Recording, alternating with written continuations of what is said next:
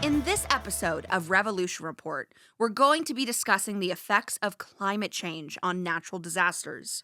And we're going to share some tips on how you can reduce your carbon footprint. So stay tuned. Before we get into it, we wanted to remind everyone to subscribe to our YouTube channel if you haven't already. Now, let's dive in.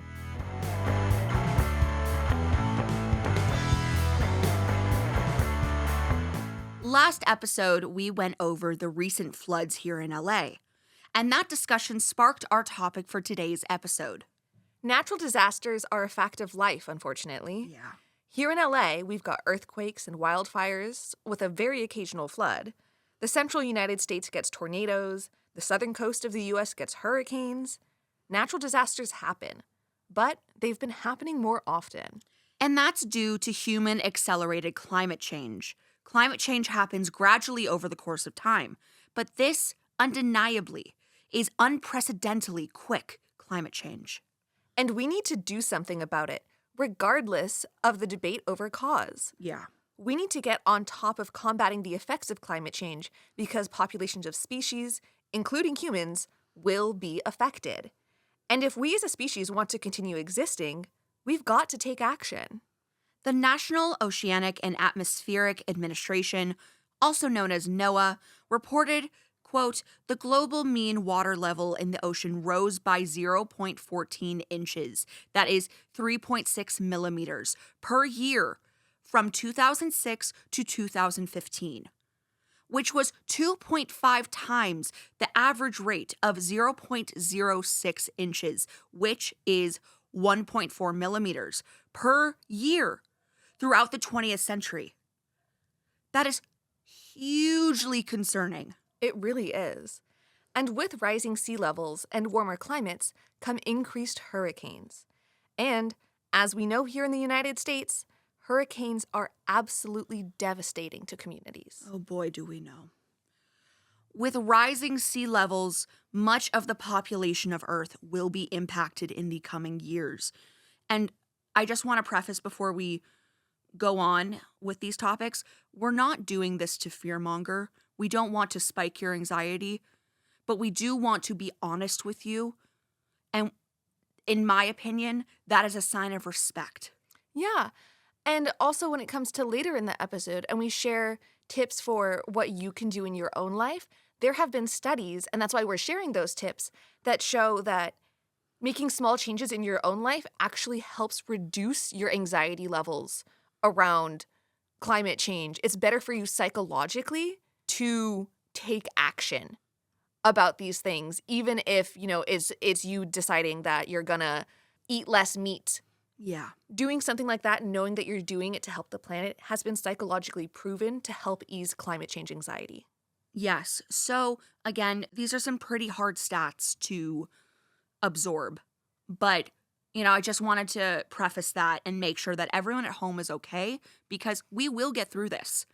Inevitably, because we are disseminating this information, we all have the opportunity to make a change. Absolutely, you're so right. So, with that being said, with rising sea levels, much of the population of Earth will be impacted in the coming years. According to NOAA, around 30% of the population of the U.S. lives on the coast. And according to the European Environment Agency, around 40% of the population of Europe lives on the coast too. That's about 104 million people in the U.S. and about 180 million people in Europe, which is 284 million people total. And that's not even factoring in other continents. A huge number. It is a huge number. But sometimes when we hear, 30%, 40%, we don't really put that in the metric of people. But we wanted to really emphasize that we are not statistics. We are people that deserve to be in a world where we are taken care of, and we take care of it. Yes, 110%. Now, circling back to natural disasters, we can attest ourselves that they have been getting worse. Here in California, we started 2025 with absolutely devastating fires and kicked off 2026 with damaging floods. The weather patterns out here have drastically shifted over the course of just a few years, and it's been crazy to witness. Yeah. The burning of fossil fuels beginning way back in the Industrial Revolution to today has caused greenhouse gases to rise in Earth's atmosphere. Those gases, which include methane and carbon dioxide, as they accumulate, trap heat and make the planet warmer. This warming affects everything from our weather patterns to water cycles to melting our ice caps, and that makes extreme weather events, also known as natural disasters, worse. And, according to the Intergovernmental Panel on Climate Change, natural disasters will only continue to get worse if we don't try and actually do something about greenhouse gas emissions. Now, we've been talking about natural disasters broadly, but now we're going to get into the specifics of how each kind of natural disaster is impacted by climate change. This information also is coming from PBS, so may she continue to exist despite the efforts of the Trump administration? Live long and prosper. Peace and long life to PBS. It's a Star Trek reference for all you Trekkies out there. And I've never seen it, but I just wanted to, be cultured. And we support you, Queen. Getting into it, let's start with floods. Floods are the most frequent natural disaster and have impacted pretty much everywhere across the world. The connection between floods and climate change boils down to the ways that climate change is impacting water. First, higher temperatures, caused by greenhouse gas emissions, as we discussed earlier, lead to increased levels of evaporation, creating denser clouds that, of course, hold more water. This eventually leads to heavier precipitation that can cause flooding. Second, more frequent and intense storms, such as hurricanes, can lead to floods. And, finally, higher sea levels due to melting glaciers can also prompt coastal flooding. And, to make matters worse, not climate change related, but still caused by humans, floods can also be exacerbated by urbanization and how waterways are managed. And now moving on to storms.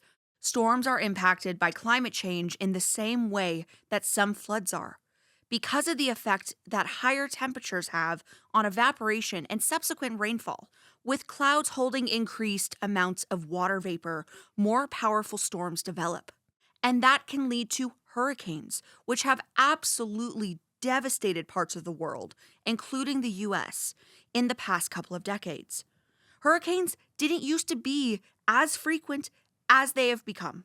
Correct. Sticking with the water theme, let's move on to landslides. Landslides are connected to rainfall as well. Due to climate change's impact on evaporation and precipitation, more frequent and intense rainfall events can lead to more landslides. We've talked a lot about how lots of rainfall and water impact natural disasters. But what about the lack of water? On the other side of the water spectrum are droughts. Droughts, of course, are natural parts of the climate cycle. But climate change is making them more frequent, more severe, and more prolonged. While higher levels of evaporation lead to eventual severe rainfall, in some regions, this shift means drier conditions due to the loss of evaporated water, which can lead to drought and dried out soils and vegetation. With climate change, places that are traditionally dry are becoming drier through the higher levels of evaporation, and places that are traditionally wet are becoming wetter through the higher levels of rainfall that result. On to one the west coast of the U.S. is very familiar with, unfortunately: wildfires. Yeah. Wildfires are a consequence of the drier conditions caused by climate change in some areas. The wildfire season is much longer than in previous years, and the number of wildfires per season has tripled. Severe heat and drought provide fuel for fires through drier soils and vegetation that is more flammable. Additionally, due to warmer temperatures, snowpacks are melting earlier, meaning that forests are drier for longer periods of time and increasingly at risk of fires. There's just a lot more kindling for the flames. Yeah. Now to earthquakes. You may be asking yourself if earthquakes are hugely impacted by climate change, if at all. And you'd probably be correct. Most earthquakes occur when tectonic plates within the Earth's crust change or move. Many things can lead to this, but where climate change comes into play, once again, related to water. Earthquakes can be triggered or prevented by variations in stress on the fault between tectonic plates. Stress on these faults is impacted by surface water from rain or snow. When there is heavier rainfall, this rain or any subsequent flooding increases the stress and decreases seismicity. When the season dries up and there's less water, the weight on the Earth's crust decreases, and this can lead to microseismicity. As of now, the majority of the connection between earthquakes and climate change is with microseismicity, or tiny earthquakes, which have magnitudes of less than 0 and are so small that humans can't feel them. While additional connections can be made, such as impacts from pumping groundwater during droughts, connections between larger earthquakes and climate change have largely not been proven, though the rapid movement of glaciers has also been shown to cause glacial earthquakes. However, while these effects of climate change may not have a huge impact on earthquakes, the effects of climate change that a community experiences can make the impact of an earthquake that much worse should a major earthquake occur. Moving on to volcanic activity. Like earthquakes, volcanic activity has a less direct relationship with climate change. Volcanoes contribute to changes in Earth's atmosphere by spewing CO2, aerosols, ash, and metals into the atmosphere, but they have a net cooling effect. This is due to the impact the aerosols have on cooling versus warming. On the flip side, there is some evidence to suggest that climate change could increase eruptions in a similar way that they impact seismic activity through lessening the pressure on the Earth's surface. In this case, this decreased pressure causes more hot magma to come in contact with aquifers, which trigger eruptions. Also, melting glaciers are exposing more volcanoes. And finally, extreme temperatures, which can absolutely be disasters for a community. Climate change can lead to both extreme high temperatures and extreme low temperatures. The connection with extreme high temperatures is more intuitive. Greenhouse gases are being trapped in the atmosphere, and this leads to warming. However, the connection to extreme low temperatures can be harder for some people to make. Lower temperatures in some regions are a result of the polar vortex being warmer, causing it to weaken and dip down further than it normally would, bringing with it colder temperatures. This is further exacerbated by impacts to the jet stream that can change the pattern of where and when hot and cold temperatures typically occur. These two, combined, have led to hotter summers and harsher winters in some areas. And extreme temperatures can lead to environmental impacts, like affecting crop production, but also can be incredibly dangerous to human life. Absolutely. All of these natural disasters can have and have had a toll on human life. So it's vitally important that we do what we can to mitigate climate change and its effects. Of course, the vast majority of climate change is brought on by corporations, but that doesn't mean we should just give up. If we can adjust our own mindsets and those values spread, it'll create a culture of environmentalism that will eventually influence policies and corporate behavior, which is what we all want. Yeah, you're so correct. So, let's get started with some tips for how you can make your life more eco-conscious. First, try to buy less things. The energy cost it takes to produce a product and then the cost of transportation of that product adds up, and buying less things would help reduce the greenhouse gases emitted. Try and buy secondhand when you can, and repair anything you can fix instead of replacing it with something new. And if you do have to buy new, try and shop consciously. Buy eco-friendly products, or buy in store if possible.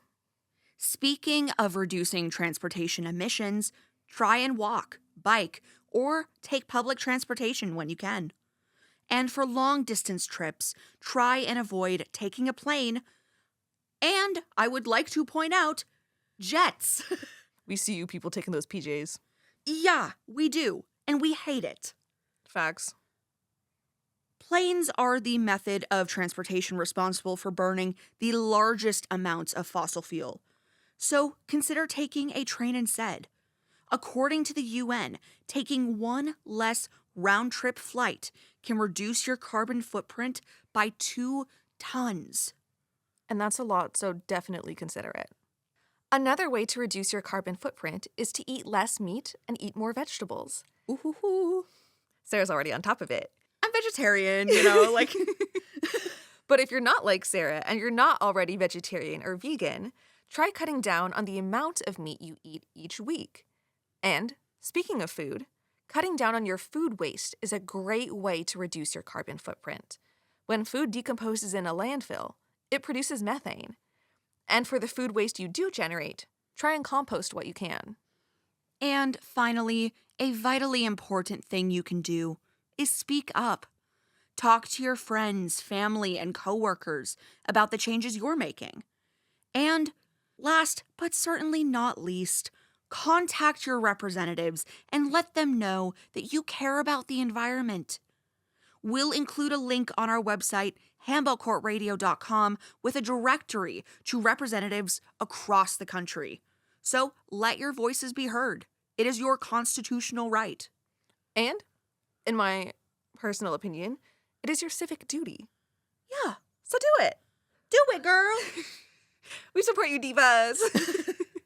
So let's all do our part to help curb greenhouse gas emissions. It'll help not just your community, but communities around the world. Let's do it.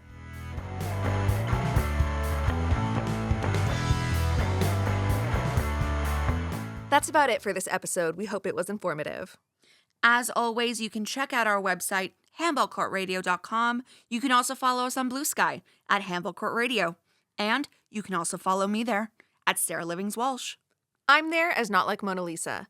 If you're watching on YouTube, make sure you like, subscribe, and share so you don't miss our content. And don't forget to rate, review, and follow us on Spotify or Apple Podcasts. And with that, I'm Sarah Livings-Walsh. I'm Analisa Venolia. And this has been Revolution Report.